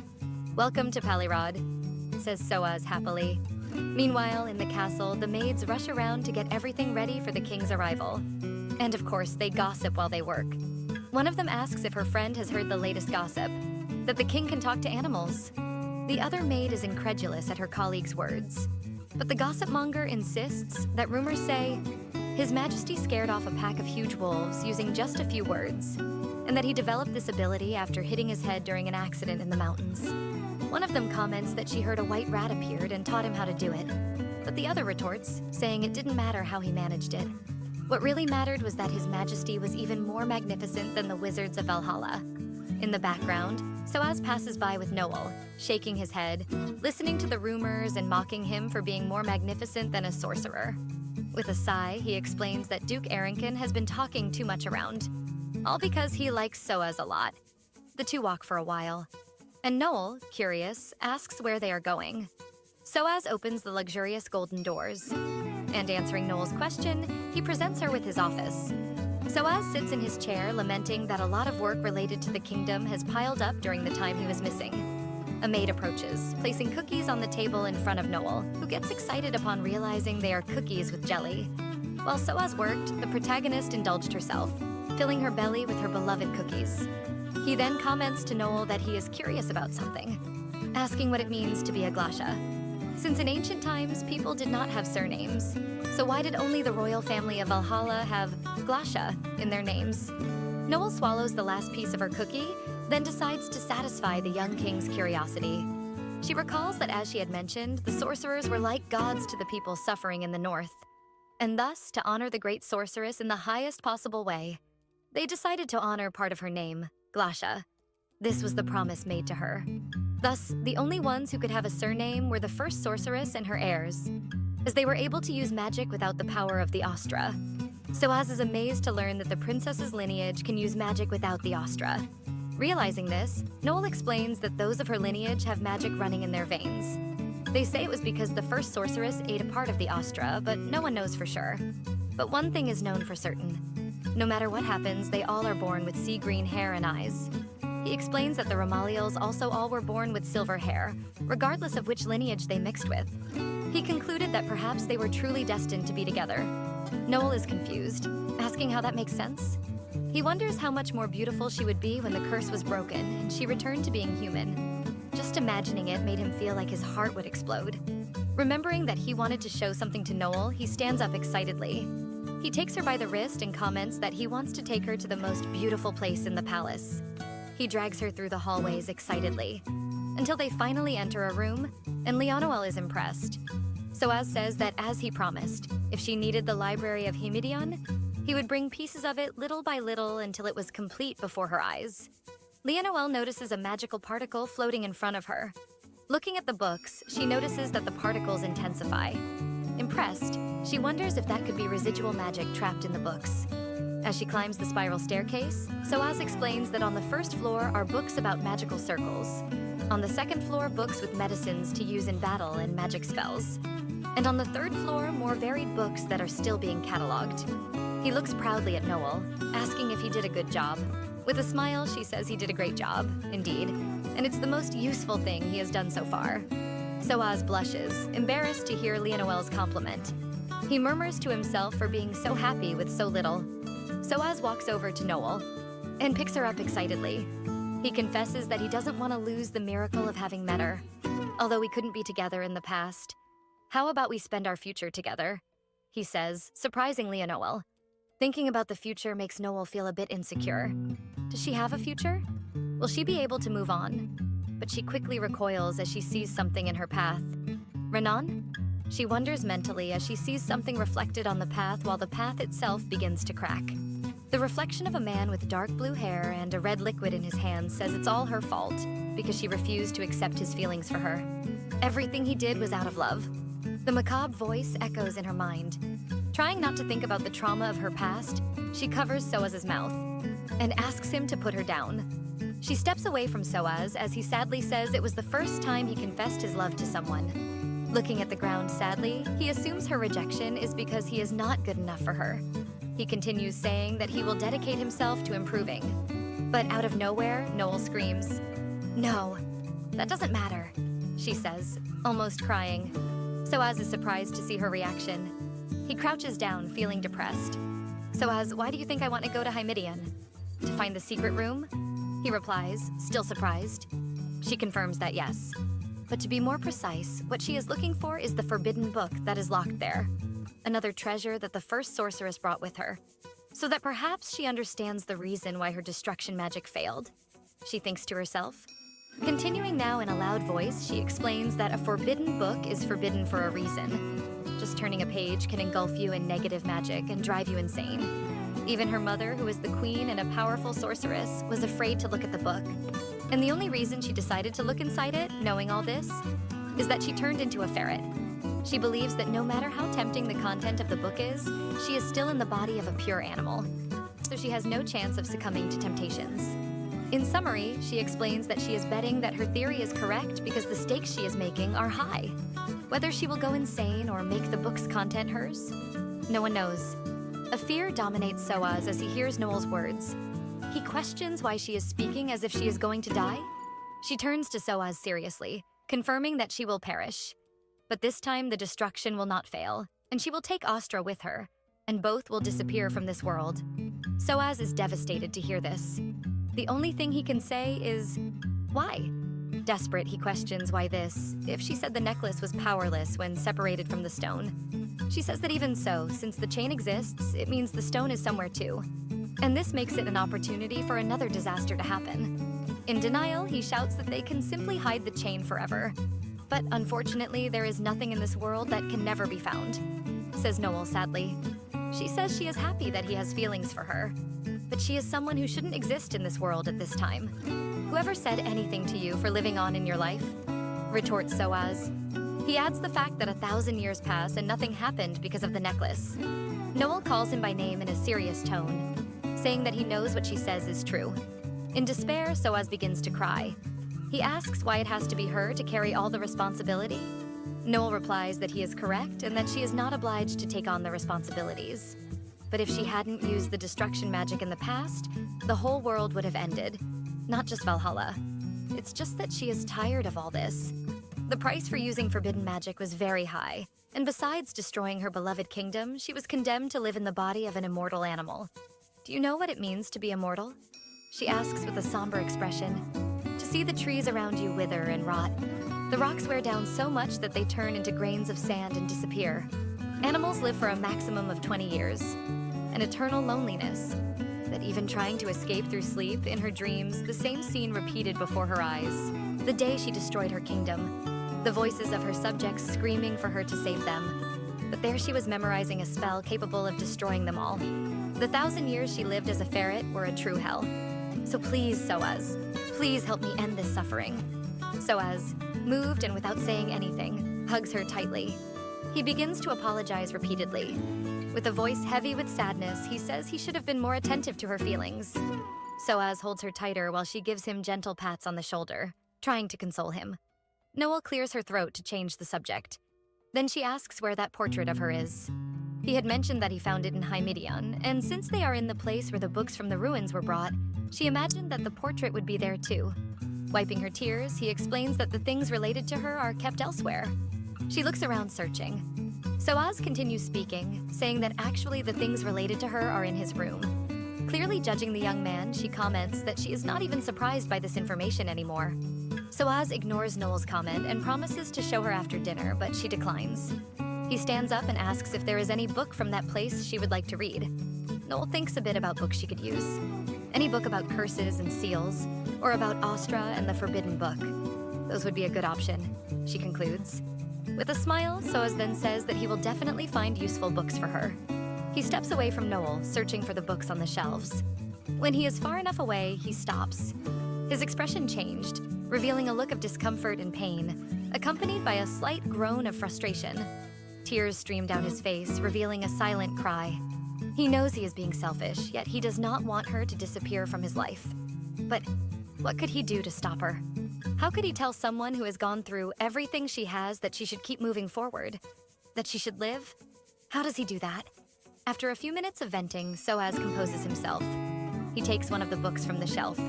Determined to do what is within his reach for now, and maybe an opportunity will arise and Noel will change her mind about her future. Meanwhile, in another part of the library, Noel walks among the shelves, feeling a nostalgic sensation for being in a place full of magical energy. Suddenly, the necklace around her neck begins to vibrate. The chain seems to be reacting to something. The chain of the Austra necklace holds all the magic of the world embedded in its small links. If it is still reacting with so little magical energy, maybe she is capable of performing a bit of magic. Noel concentrates, determined to start with the basics, based on the book Fundamentals of Advanced Magic by Richelieu. Then she would use the application spell found in Notions of Magic. Finally, she would resort to the spell of aesthetic references to reduce the expenditure of magical energy. She opens her eyes determined. This has to work, she thinks. Soaz approaches with a pile of books, and Noel asks how far they are from Hymidion. Although he does not understand the question, he replies that they are about 3 days away. And what if we could reduce that time to 30 seconds? She comments with a confident smile on her face. Soaz is shocked. Could that really be possible? Asking him to bring a pen and paper. Then she declared that she would show why she was called the greatest sorceress of her era. Excited to see the person he admires most in action, Soaz drops the books he was carrying and runs off to fetch the requested items. Shortly after, Soaz returns with the requested items and some books. He places heavy books on the table, making a loud thud, and begins to open an ink jar quickly. With everything prepared, Noel opens the parchment paper and concentrates, going over everything in her mind. Soaz watches her very excitedly, almost not believing that he will witness Leonoel draw a magical circle. Only then does he notice something that makes him curious. How is she going to draw now that she is a ferret and has small paws instead of hands? Noel then stretches her little arm towards the feather, already struggling to reach it. When she finally manages to grab the feather, she starts to draw, clearly with a lot of difficulty as the lines are just random scribbles. Frustrated, she throws the feather behind her, feeling useless. Soaz, who was behind her watching, catches the feather almost by reflex. A little sad while observing the feather, he asks if that means she can't use magic. But Noel looks at him, asking what he means by that. Isn't it obvious? You're going to draw the magic circles for me, she says, as if it were the most obvious thing in the world. Soaz is completely surprised and perplexed by what he just heard. How am I going to draw a magic circle if I can't use magic and have never done this before? Despite Soaz's concern, Noel tells him not to worry because as long as he follows exactly what she says, everything will be fine. Even so, he doesn't seem very confident. She then taps her paw on the stack of books, saying that everything will be fine because he has everything they need right there. Okay, let's get started, says Noel, clearly excited while Soaz maintains an expression of insecurity. Without wasting any time, she begins to instruct Soaz to draw a triangle in the bottom right corner, then to write the phrase on the third line and also to copy a shape from the book. The young king tries to keep up as best as he can, but Noel, probably due to her excitement, gives orders one after the other and very quickly, until she stops at a specific page of one of the books, asking Soaz to pay close attention to that part. The water droplets, the number 11, and the magic circle that consists of a circle with a sun in its center. Smiling, she continues explaining that the water droplet was the symbol of magic and its essential element. Just as a plant needs water to grow, magic also needs its fundamental strength to exist. That's why they are drawing it first, right at the base of the drawing. Now that the base has the flow of magic, it needs pillars to support the circle. And that's where the number 11 would come in. It will serve as a pillar to support the magic circle. Very excited, she continued saying that both the water droplets and the number 11 were present in almost all magic circles, forming their fundamental base. Then, she pointed to the drawing and explained that the circle and the sun were the most important factors at that moment, as they would determine the location of the spell. Soaz, attentive, followed her instructions and made the strokes as she asked. Noel reinforces that without the circle and the sun, they could end up being teleported to the middle of the ocean. For example, observing the joy on Noel's face and in her words, Soaz clearly realizes that she seemed to be having a lot of fun. Perhaps it was the first time he had seen her so animated since he met her. Without thinking much, he ends up commenting, "Noel, you really love magic, don't you?" But she doesn't say anything in response to that. Instead, she calls Soaz's attention for having stopped drawing, saying she didn't see his hand moving. Startled, he quickly returned to work. And with a firm movement, he draws the last line of the circle with the sun in the center, completing the magic circle. Noel looks at the drawing proudly, saying that this was the teleportation magic circle with energy conservation, a technique created by Glacia Leonoel. Soaz also seems proud and relieved that Noel appears satisfied with what he drew. 3 days later, in Soaz's office, we hear the sound of a pen writing frantically. He and the Duke are discussing matters of the kingdom. It seems that Soaz is getting as much done as possible since he will be absent for a few days on a small mission with Noel. "But, Your Majesty, will everything be all right?" questions the worried Duke. Soaz replies that the foxes that survived crossed the border near Shulapa, so there is nothing they can do now. Still hesitant, the Duke worries about what might happen if they stop sending pelts, especially since it is clear that what the other kingdom really wants is a reason to start a war. Soaz knows that they will probably demand something difficult to obtain or of extremely high value. And after they fail to deliver what was requested, they will eventually demand the books of Hymidion. Soaz knows how greedy the Emperor is, which is why it was very likely that he would actually act that way. He questions what they could really do, and with a confident smile, he says that surely giving anything to the Empire was not in his plans. The Duke, excited, interpreted his words as a sign that the young king already had a plan, praising him with great expectation. Soaz remains mysterious, saying that his decision will depend on how the emperor responds. The Duke bows, showing respect to the king, and says that if the idea is his, he has no reason not to be at ease. He also comments that as Her Majesty had requested, he limited all entries to the library in the last 2 days. Soaz thanks the Duke, congratulating him on his efficiency, and returns to work. But instead of leaving, the Duke stays there, starting to make noise with his mouth as if he wanted to say something. This ends up catching the king's attention. Soaz asks what he wanted. The Duke then expressed his concern, reminding him that it had only been 5 days since the king had returned after disappearing, questioning whether it was really safe for him to leave the castle again. But to the Duke's surprise, Soaz informs him that he is not going anywhere. Curious, he asks why the king limited entry to the library then? Soaz replied with an enigmatic smile, saying that it was a secret. However, he hinted that he might let the Duke know. He approaches the Duke and begins to whisper some words to him. But then he suddenly stops, saying that he changed his mind. The poor Duke becomes frustrated, commenting that he was almost telling him what it was. He complains, saying that he is sad because after everything he has done for Her Majesty. Soaz apologizes, saying that it is nothing personal, but it is just not the right time. He then rests his hand on his chin and gives a small, silly smile as if he is fondly remembering something. He reflected quietly, admitting that he felt an undeniable strength in her words. Seeing the passionate expression of his king, the Duke becomes very curious. Her? He thinks, trying to process what he just heard. S-H-E. Who is she? He thinks in total shock after finally digesting the information. And her? Who is Her Majesty talking about? The Duke questions, this time out loud.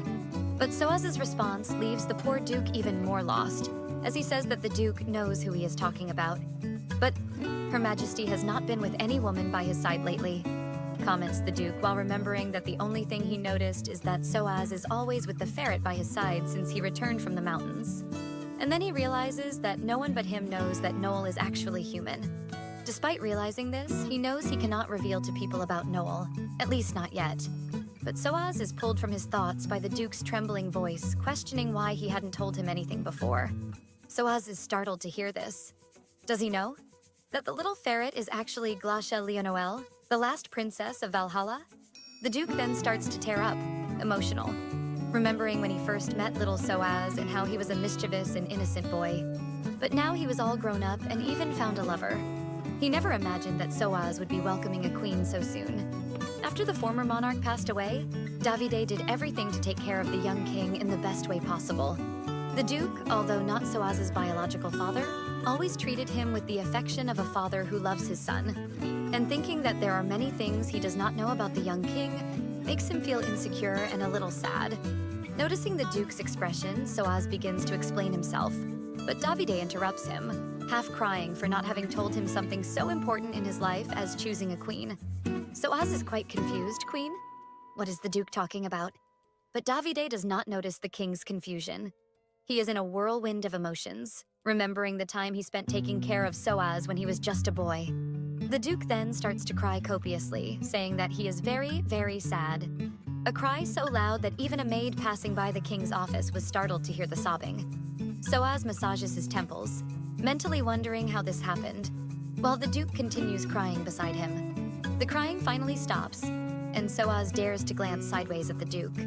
But to his surprise, he finds a Duke now in fury, asking Soaz to tell him that it is not true and that it was all a misunderstanding.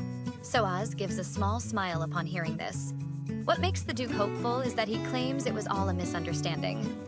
Only instead, Soaz, with a passionate expression, says that he had no idea Davide was thinking the same as him. The poor Duke falls to the ground completely defeated after hearing Soaz. But then the young king comments that unfortunately his love is unrequited, which leaves Davide perplexed.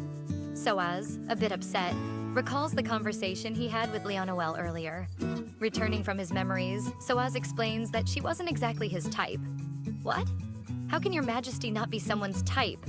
The Duke shouts, completely indignant.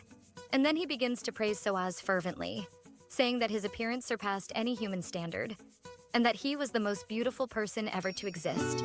Davide couldn't understand how it was possible for someone to reject the king. Soaz thanks for the compliment, clearly a bit embarrassed, while the Duke took a deep breath, trying to calm down.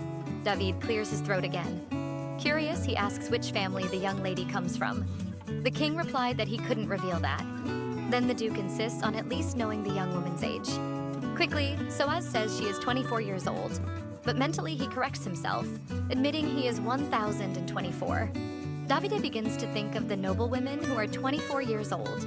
While the Duke was getting carried away by his own conclusions, Soaz just smiled, revealing nothing.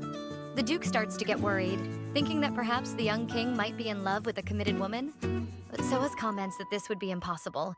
If not for that, then why would anyone reject your majesty? Says the Duke, with curiosity eating away at him inside. Soaz, for his part, says there was nothing to be done as the woman he was talking about was greater than any queen of any nation. The king's words lead the Duke to suppose that the lover might be a real princess. With this thought, he remembers that the Princess of Kragberg is exactly 24 years old. If it really is her, then it means they will become a vassal kingdom of the empire.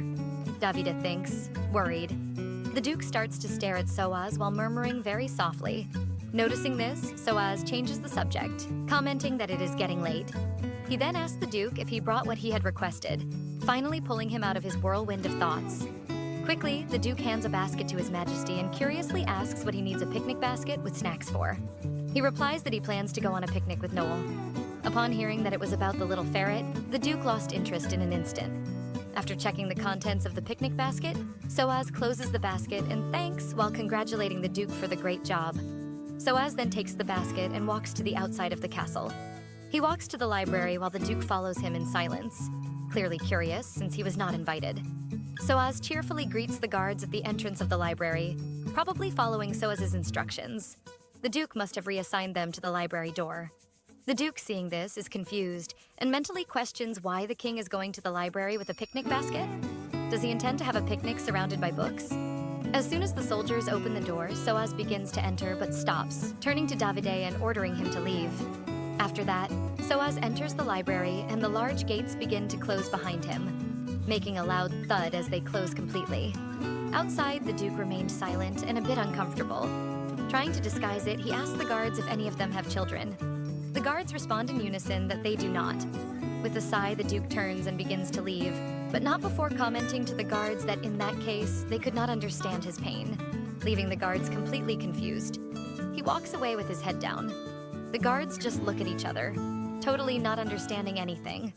Still clinging to the past, Davide remembers the time when Soaz was just a little boy, coming close to him carrying a picnic basket almost his size, inviting the Duke to go with him, excitedly affirming that things are much better and more fun when fairs are in the company of Davide. The Duke, moved by the memory, filled with tears. Meanwhile, outside the library, the guards hear murmurs coming from inside the library. They look at each other, clearly finding that quite strange. One of them turns towards the door, wondering what the hell is happening in there. The other guard puts his hand to his ear, trying to listen better to what is happening inside and suggesting that perhaps they should go in to check. The other man reinforces that they should remain vigilant and that these orders came directly from the king. Soaz had left clear instructions before entering. No matter what was heard inside, no one should enter. Outside, the guards repeated his words, trying to convince themselves, while one admitted to being scared and the other called him a coward. The brown-haired guard brought his ear even closer to the door, almost pressing against it, determined to listen to what the murmurs were saying. While murmuring that he was curious, the guard was startled when a loud bang came from inside. Soon after, an even louder crash echoed from inside, followed by another and then another, and a strong light began to escape through the cracks of the door. Terrified by the intense light coming from the library, the guards panicked. One of them apologized for being curious, while the other shouted that they hadn't heard anything. One of the guards, overcome by fear, shouted asking to be spared. Trembling, he closed his eyes and raised his hands, trying to protect himself. But gradually he realized that nothing had happened, and confused, he dared to look again. After the flash and the deafening noise, everything returned to normal, as if nothing had happened, and thus the castle was silent once more. Meanwhile, far away from there, in the ruins, Soaz sat waiting with the basket beside him when he cast a glance at Noel. Curious, he thought she seemed to have many worries on her mind.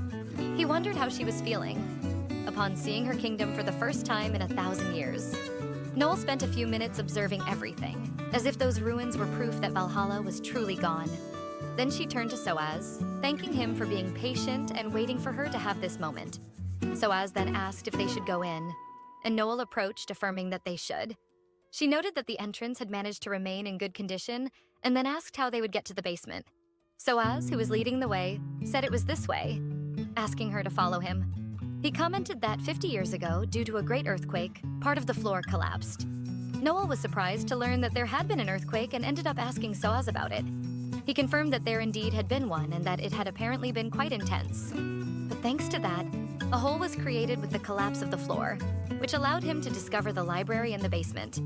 Leonoel was still bothered by this earthquake story. She found it very unlikely, since there had never been an earthquake in the north in 1,000 years, and the locations were very close. If the earthquake had been that intense, she would have felt something in the north. Worried and certain that something was strange, she said they should hurry and get to the basement soon. They then quickly descended the stairs leading to the basement. As soon as they reached the basement door, Noel leaned against it, confirming her suspicions. There are traces of magical energy on the door, just like the one she felt in the library emanating from the books brought from Hymedion. Surely someone had been there before them, and the hole that Soaz believes was caused by an earthquake was actually made by this person. With a serious expression, Noel said, "This confirms that there is another sorcerer out there who also has knowledge of the forbidden book." Incredulous, Soaz stated it was very unlikely that there was another sorcerer besides Noel. But she countered, reminding him that it also doesn't make sense for her to have lived for 1,000 years. Therefore, the existence of another sorcerer would be no surprise at all. Even if someone were to rise from the dead, she wouldn't be that surprised. Noel wasted no time and began to smell the air as she walked through the place, for the first time in this story embracing her animal side. She then approached one of the furniture pieces, resting her small paw on it. Noel turned to Soaz and asked if he thought he could move that shelf. He looked determinedly at the shelf while starting to roll up his sleeves, assuring her that he would manage. Looking at Soaz's hands, Noel noticed how delicate and thin they were, reflecting to herself that, despite his confident words, it would be necessary to have strength to deal with what they would face. And given his slender build, it would probably be a very difficult task for him. Hearing Noel, he murmured that perhaps they should have brought Shilos along. Soaz paused for a second and then planted his feet on the ground and pushed the shelf with both hands. The piece of furniture slid relatively smoothly, revealing an opening in the shape of a door behind it. Soaz ran his hand through his hair in a carefree gesture, revealing a confident air. Then he turns to Noel with a smile on his lips and asks, "What did you say about Shilos again?" Surprised that he managed to do it and embarrassed for underestimating Soaz, Noel apologizes to the young king, who simply sighs, saying that it's all right. He then picks up the small ferret in his lap, and observing the door-shaped gap, he questions how they will enter since there is no doorknob on the door. The two stare at that door for a few seconds. Then Noel suggests that they first calmly look at all the corners of the door to see if perhaps there is a hidden doorknob. So they search for a few minutes, touching every corner and crevice of the door. But with no luck, it seems impossible to open that door. Soaz comments that maybe they need to open it with magic. His words pierce the pride of our little protagonist, who at the moment is just a ferret with limited magic. Annoyed, Noel kicks the door, wondering how the hell the invader used magic since magic disappeared years ago. One of Noel's kicks ends up hitting the door awkwardly, hurting her and causing the pain to course through her body like an electric shock, making her sweat cold and fall silent for a moment in pain.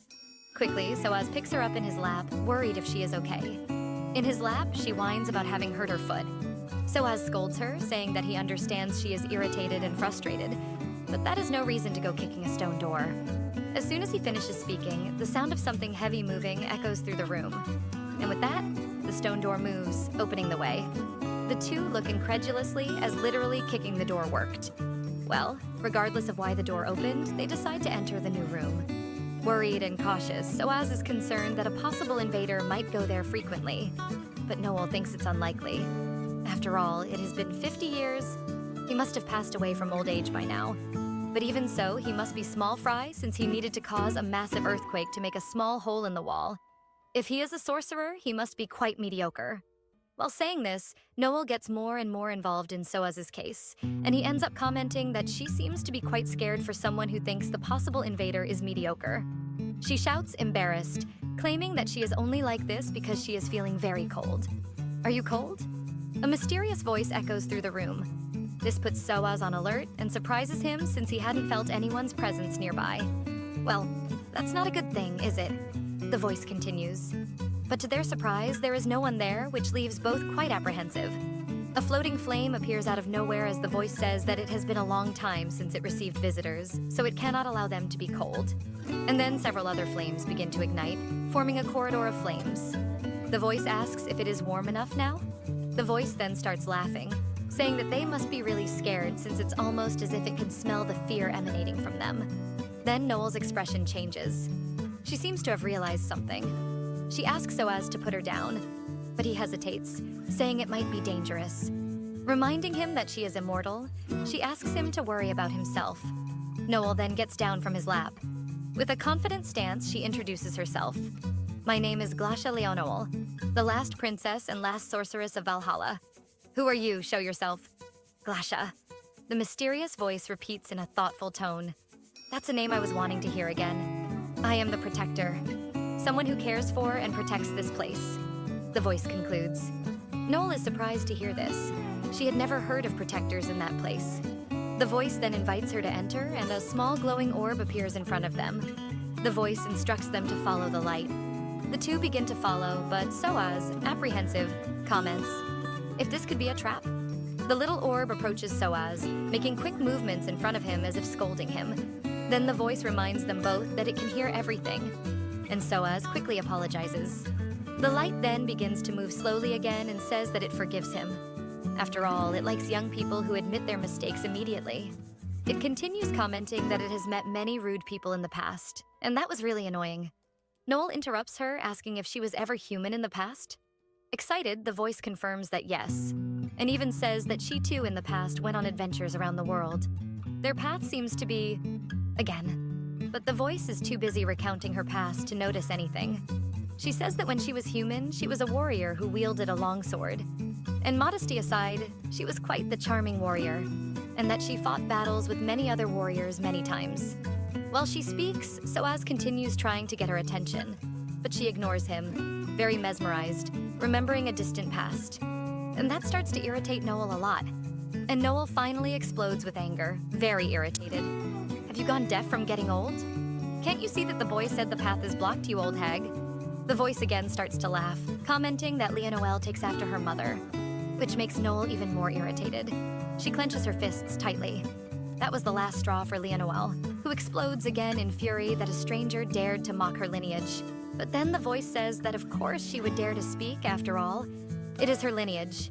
Then the stone wall in front of them finally begins to move, revealing a completely new and beautiful room. The voice then says that this place was her tomb and, at the same time, the punishment for a forgotten promise.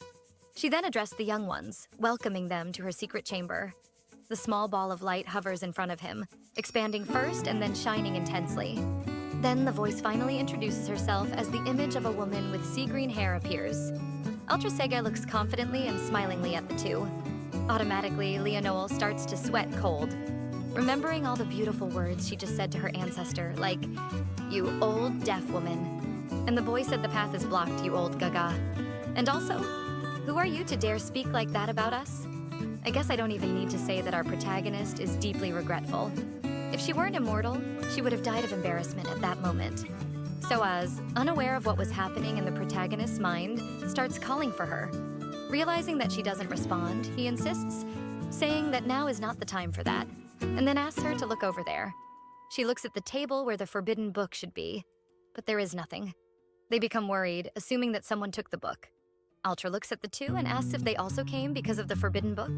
Also, so you mean you saw who stole the book? Soaz questions, still in a panic. Ultra approaches Soaz and says that before she says anything, she has something to ask. She looks in Noel's direction and asks why she called herself the last sorceress. Noel feels a bit intimidated by Ultra's gaze, but she begins to explain that 1,000 years ago, there was a sorcerer who coveted the power of the Austra and ended up going mad and completely losing control. There was a sad and intense battle, and she was the only survivor. Ultra listens to this and becomes a bit thoughtful, concluding that the magic she gifted to the world ultimately created a tragedy. Leonoel, upon hearing Ultra's words, takes the blame for everything, saying that it all happened because she was negligent. Ultra cuts her off, saying that there is nothing more senseless than pointing fingers at someone for something that has already happened, and that she prefers to hear about who defeated the out-of-control sorcerer. Still a bit confused, Noel says that this person would be her. Ultra seems to feel a bit proud to know this. She recalls that in the past, whenever Louvel visited, she always boasted about how her daughter was incredible and a top-class sorceress. And every time she heard the queen talk about the princess, she remembered how she herself was in childhood. Curious to one day meet her in person when she became queen. But after Louvel, no one ever went there again. So she assumed that Valhalla had found its ruin. This shouldn't have happened. She was eager to spend time with Leonoel. Austra felt very lonely, and to forget the loneliness, she ended up falling into a deep sleep. Awakening from her deep sleep, alarmed by the presence of an intruder. But that was after he had already taken the book. Austra apologizes to Noel, saying that because of her loneliness, she ended up putting them in a difficult situation.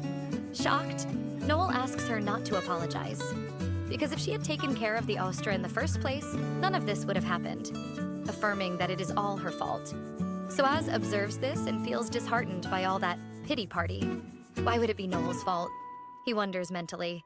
Shaking his head negatively, Austra insists on saying that Noel is not to blame, saying that whoever stole the Gladra, the forbidden book, surely did it to obtain the magic that he lacks. Since Noel mentioned that magic has disappeared from the world, the book must have been the only method left for him. But she is sure that the thief must have failed in the mission. For even she barely managed to obtain magic, even after swallowing a piece of the oyster. Leonoel is very surprised to learn that Austra swallowed a piece of the oyster, while Soaz sits excited to hear more stories from Valhalla. Austra laughs as she recounts that she took the pieces that fell from it, crushed them, and drank them. And even so, it had a really bad taste. She then explains that Gadre means magical music. That is, music that gives magic. If you don't listen to the melody while reading it, then it is nothing more than a normal book. The two look confused at her, clearly not understanding what she just said. Realizing this, she explains more simply, saying that the thief will not be able to use the book to its fullest potential. Thoughtfully, she says that possibly the only magic the thief would be able to use would be to extend someone's life. As this magic works like an enchantment, he would only need a little magic to use. They remain silent for a moment after discovering this. Soaz says that then this means that even if 50 years have passed, the thief could be perfectly fine and healthy. A new uncomfortable silence dominates the environment as everyone realizes this fact. Worried, Noel asks if Austra believes that the thief succeeded. She says that, well, if he knew about the power of Galdry and also seemed to have quite a bit of courage. With that kind of ambition, it is very likely that he succeeded, and maybe even a little more than that. But still, his magical energy didn't seem like much, so maybe he didn't succeed. Austra explains, trying to ease the situation. Soaz glances at Noel and notices that she is clearly holding back from getting angry with Austra. Meanwhile, Noel mentally repeats that Austra is her ancestor and that she shouldn't get angry, she can't be disrespectful, takes a deep breath, and doesn't let anger take over. Soaz comically begins to imagine what would happen if Noel exploded with anger. He then raises his hand, like a student in a classroom, saying that he would like to ask Miss Austra something. He asks which promise she broke that made her stay trapped there as the protector of the place instead of just resting in peace. But Austra seems to not remember exactly why, since it has been a long time since she passed away. Trying to recall, she says she believes she made a contract that stated she should take care of a dangerous object and never lose it. But why, she can't remember. Following Soaz's example, Noel raises her hand and asks with whom she made the contract. Austra replies that she made the contract with an elderly woman who gave her Gladre when she was a child. Irritated by Austra's vague answer, Noel tries again to contain her anger, while Soaz is excited about yet another piece of information about the story of Valhalla. Perhaps that woman was the real first witch in the world. Austra says she would love to tell more about the agreement with the woman, but she would have to talk for days, so maybe on another occasion. What she can say is that to protect Galdre, a part of her soul remained trapped in that place. Soaz comments the obvious that I'm sure we would all like to have commented. But you lost the book, he says innocently. Noel scolds him for that, saying that he is being disrespectful. But Austra says it's okay. After all, what he said is true. And she was not able to protect Galdre, Austra says, clearly saddened. She then looks in the direction of the two and asks who the young man is that is asking her questions. Noticing that he is clearly not a sorcerer, she then asks if by any chance he and Leonoel are lovers. Quickly, Noel responds that it is nothing like that, and they are not lovers. She looks at Soaz's blushing face and scolds him for making that face. Noel explains quite calmly that he is called Soaz von Ramaliel, the king who rules the kingdom built where Valhalla existed before its fall. She adds that they just crossed paths by chance and came together to this point, and that he is in no way her lover. Noel breathes heavily after practically vomiting a lot of information. She then realizes that Soaz heard everything she just said and worries that maybe she was a bit cruel. Soaz, in turn, with a serious expression, confirms that Noel is right and that they are not lovers, but he is trying his best to win her over. Poor Noel nearly dies of embarrassment upon hearing this. Soaz continues saying that he would like to free Noel from the curse, and if in the process they become lovers, he would love to live forever by her side. He asks Austra to help him free Noel from the curse. For the sake of his descendant and a young man in love, he pleads for her to break the curse. Upon hearing that, Austra cannot hold back her laughter. Crying from laughing so much, she says he doesn't even need to ask, as she is a big fan of love, especially this intense, true love of young people like them. Austra then asks, what exactly is Noel's curse? But before Soaz can